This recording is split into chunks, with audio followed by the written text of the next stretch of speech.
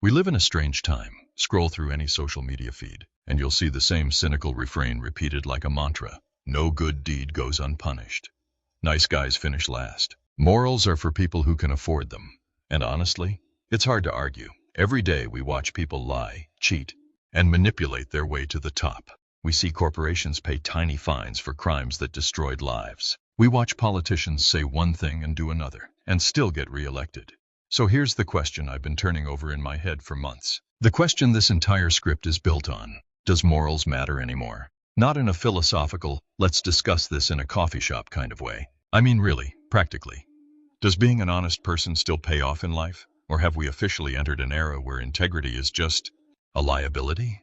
I spent 6 months researching this. I found a story that broke me, and then put me back together. It's the story of a nurse named Sarah, and what happened to her will force you to answer that question for yourself. Sarah was 26 years old. She worked the night shift in a busy urban hospital. Not for the glory, not for the money. She became a nurse because when she was 15, a nurse held her mother's hand while her mother got a cancer diagnosis. That moment never left her. So Sarah went into nursing with one simple rule: treat every patient like they're your own family. And for 3 years, that rule worked. Until one night, she was doing her usual medication rounds, checking charts, pulling vials from the locked cabinet. And she noticed something strange. A patient was being billed for a brand name blood thinner, but the vial in her hand, that was generic. Same drug, same dosage, same company even, just a different label. The price difference to the patient? $47.50 per dose. That's not nothing. That's someone's groceries, someone's electricity bill. So Sarah did what any good nurse would do. She asked her charge nurse about it. The charge nurse didn't even look up from her computer. She just said, "Oh, that. Yeah, we bill the higher code. Everyone does it. Don't worry about it."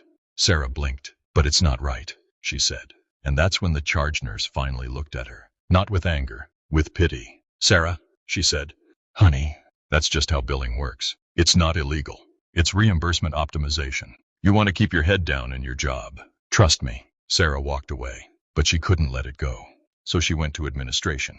She sat across from a woman in an expensive blazer who didn't offer her water or eye contact. Sarah explained the discrepancy. The administrator listened, nodded, then slid a single piece of paper across the desk. "Sign this," she said. Sarah read it. Her stomach dropped. It was a confidentiality agreement. It said that if she reported the hospital to the state medical board, she would be fired immediately for insubordination. The administrator smiled. "Or," she said, "you can walk away. Forget you saw anything, and keep being a nurse." Sarah drove home that night in silence. No radio, no podcasts, just the sound of her own breathing and that question echoing in her skull. What would you do? Not what would you say you'd do, not what would you post on Instagram about. What would you actually do when the choice is between your mortgage and your morality? Because here's the thing people don't talk about. Doing the right thing is almost never easy. It's almost never convenient, and it's almost never rewarded in the moment. Sarah had a mother with medical bills. She had a car payment. She had student loans. She had a life that depended on that paycheck. And the hospital knew that. That's why they gave her that form. That's why they smiled when they slid it across the desk. They were betting on her fear. And they were right to bet on it. Because most people sign. Most people walk away. Most people tell themselves, "I'm not the bad guy. I'm just surviving." And maybe that's true. Maybe survival is its own morality. But Sarah couldn't sleep that night. She kept seeing the face of a patient, an old veteran who had held her hand once and said, "You're a good one. Nurse, don't let this place change you." The next morning, Sarah did something that made no logical sense. She reported the hospital to the state medical board. She didn't tell her coworkers. She didn't post about it online. She just made the call, sent the documents, and went back to work. For 48 hours, nothing happened. She almost convinced herself that maybe it would be okay. Maybe no one would find out. Maybe she could have her integrity and her job too. And then, on a Tuesday afternoon, her manager called her into an office. 2 HR representatives were already sitting there. One of them slid a piece of paper across the table. "Sarah," her manager said, "you've been terminated for insubordination. Security will escort you out. Please return your badge." Sarah didn't cry. Not then. She handed over her badge. She walked out the sliding hospital doors, and she sat in her car in the parking lot for 45 minutes. Just staring at the steering wheel. She had done the right thing, and she had just lost everything. What happened next was worse than she imagined. The hospital blacklisted her. Not officially, Officially, they just declined to provide a reference. But every nursing recruiter in the city seemed to know. She applied to 3 local hospitals, 3 rejections. She applied to a nursing home. Rejected. She applied to a clinic 20 miles away. Rejected. She later found out, through a friend of a friend, that her name had been added to an informal network. Not illegal. Just quiet. The kind of quiet that destroys careers without leaving fingerprints. Sarah started working retail, then home health aide for cash under the table, then night cleaner at an elementary school. 3 jobs, 70-hour weeks, and still she couldn't afford her mother's insulin some months. Her friends stopped calling, too awkward. Her church stopped visiting, too uncomfortable. One night, she sat on her bare mattress. Her couch had been repossessed, and she looked at an eviction notice taped to her refrigerator. And she asked herself the question that haunts this entire story. Was it worth it? But here's the strange thing. Even at her lowest, even with an empty fridge and a pile of unpaid bills, Sarah couldn't bring herself to regret the choice. Not because she was a saint, not because she was heroic, because every time she closed her eyes, she saw that patient's face, the veteran, the one who said, "Don't let this place change you."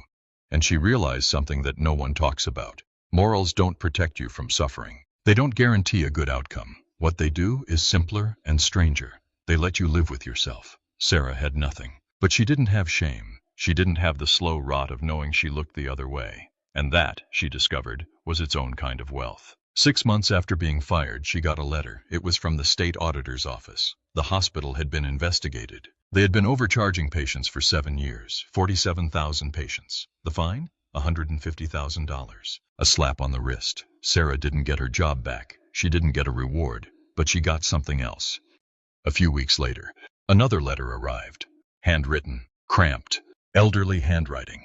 Sarah opened it in her kitchen. She read it once, then twice. Then she sat down on the floor and cried. The letter was from the wife of the veteran, the one who had held her hand. He had passed away. But before he died, he made his wife promise to find Sarah.